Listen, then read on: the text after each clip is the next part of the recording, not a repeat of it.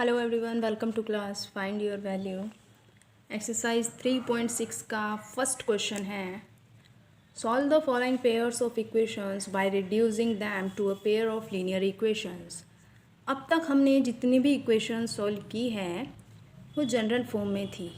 ax plus B Y plus C equal zero, a1 b1 c1 और a2x plus b2y plus c2 equal zero.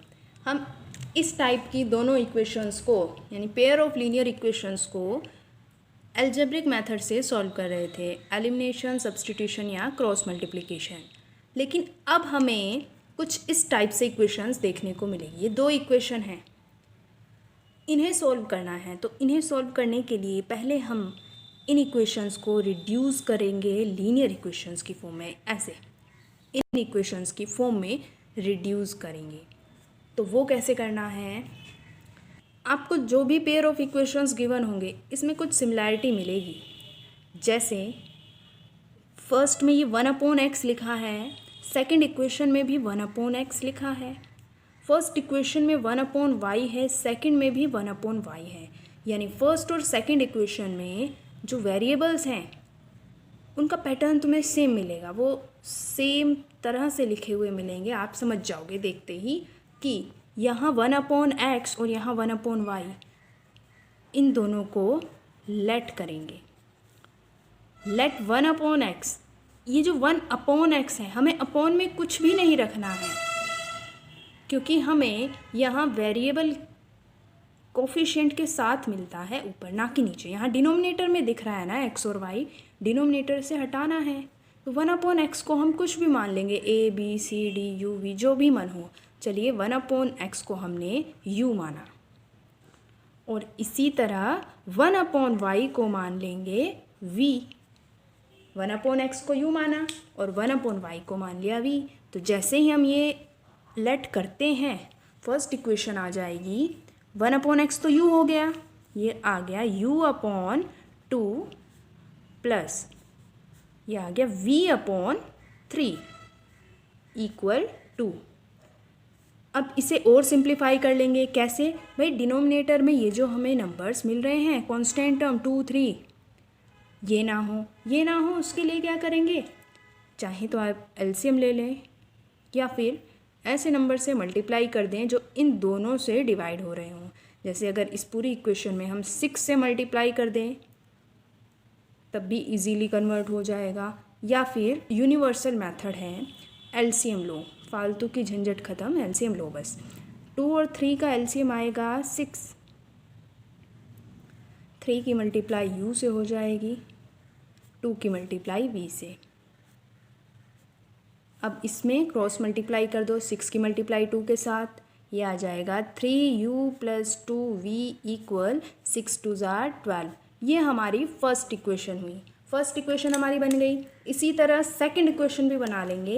ये जो हमें second equation given है ना 1/3x, अच्छा इन दोनों को भी हम इक्वेशन मान लेते हैं, a और b मान लेते हैं, इसको a और इसको b, ठीक है। तो जब इक्वेशन a में हमने 1/x की और 1/y की वैल्यू पुट की तो उससे हमारी इक्वेशन 1 निकल के आई।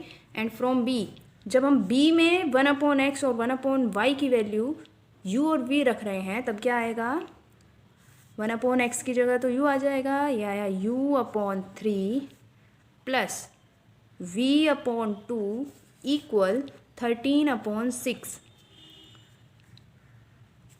इसका भी हम एलसीएम लेंगे। यहाँ पर 3 और 2 का एलसीएम 6 आया, 2 की मल्टीप्लाई u के साथ और 3 की मल्टीप्लाई v के साथ। 6 और 6 कैंसिल हो गए। हमारी नेक्स्ट इक्वेशन आती है 2u plus 3v equal 13। This is our second equation. अब हमें दोनों इक्वेशन मिल गई हैं। इन दोनों इक्वेशन को अब हमें देखना है किस तरह से सॉल्व करें, सब्स्टिट्यूशन मेथड से करें, एलिमिनेशन मेथड से करें या क्रॉस मल्टीप्लिकेशन मेथड से करें। तो क्रॉस मल्टीप्लिकेशन मेथड से आप तब तक मत करिए जब तक क्वेश्चन में ना लिखा हो कि ये क्रॉस मल्टीप्लिकेशन से करना है, क्योंकि थोड़ा लेंथी हो जाता है। हमारे पास एलिमिनेशन मेथड और सब्स्टिट्यूशन मेथड दो बहुत ही अच्छे मेथड हैं। एलिमिनेशन मेथड आप फटाफट लगा दें अगर आपको दोनों इक्वेशन में कोई भी एक टर्म इक्वल दिख जाती है। यहाँ तो u वाली टर्म 3u और 2u इक्वल नहीं है, ना v वाली टर्म इक्वल है, तो इस क्वेश्चन को हम यानी इन इक्वेशन को सब्स्टिट्यूशन से सॉल्व कर लेते हैं बाय सब्स्टिट्यूशन मेथड। सब्स्टिट्यूशन में क्या करेंगे, फ्रॉम फर्स्ट इक्वेशन से हम u की वैल्यू फाइंड कर लेंगे। 3u equal 12 minus 2v and u equal 12 minus 2v by 3। इस u की वैल्यू को हम पुट कर देंगे सेकेंड इक्वेशन में। 2 इंटू u क्या है 12 minus 2v upon 3 plus 3v equal 13। इसको सॉल्व करके 2 की मल्टीप्लाई अंदर हो जाएगी। 24 minus 4v upon 3 plus 3v equal 13। यहाँ से इसका एलसीएम ले लेंगे 3, ये आया 24 minus 4v plus 3 3 jar 9v equal 13। 3 की 13 से मल्टीप्लाई हो जाएगी। 24 minus 4v plus 9v plus 5v equal 13 3 जार 39 एंड 5v इक्वल 39 माइनस 24 और यहाँ से 5v की वैल्यू आई 15 and we get the value of v is 3। v की वैल्यू आई 3। अब इस v की वैल्यू को हम पुट कर देंगे फर्स्ट इक्वेशन में to find the value of u। u equal 12 minus 2 into v है 3 अपॉन 3। u इक्वल 12 माइनस 3 2 जार 6 by 3 and we get 12 minus 6 is 6 by 3। u की वैल्यू आ जाती है 2। v और u की वैल्यू आ गई, हमारा मैक्सिमम वर्क हो गया, 90% वर्क हो गया। लेकिन मतलब हमने इन दोनों इक्वेशन को सॉल्व करके v और u इनके वेरिएबल की वैल्यू फाइंड कर ली है। लेकिन हमारा क्वेश्चन था ये, इन दोनों इक्वेशन को सॉल्व करके x और y की वैल्यू निकालनी है। अब हम क्या करेंगे, ये हमने 1/x u माना था, 1/y v माना था, इनसे हम x और y की वैल्यू फाइंड करेंगे।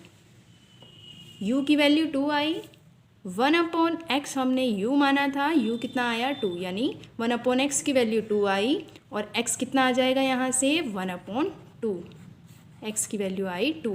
इसी तरह y की वैल्यू फाइंड कर लेंगे। 1/y हमने v माना था, v, और v की वैल्यू आई है 3, यानी y की वैल्यू कितनी हो जाएगी 1/3। So here the final solution कि x की वैल्यू 1/2 और y की वैल्यू 1/3 आ गई।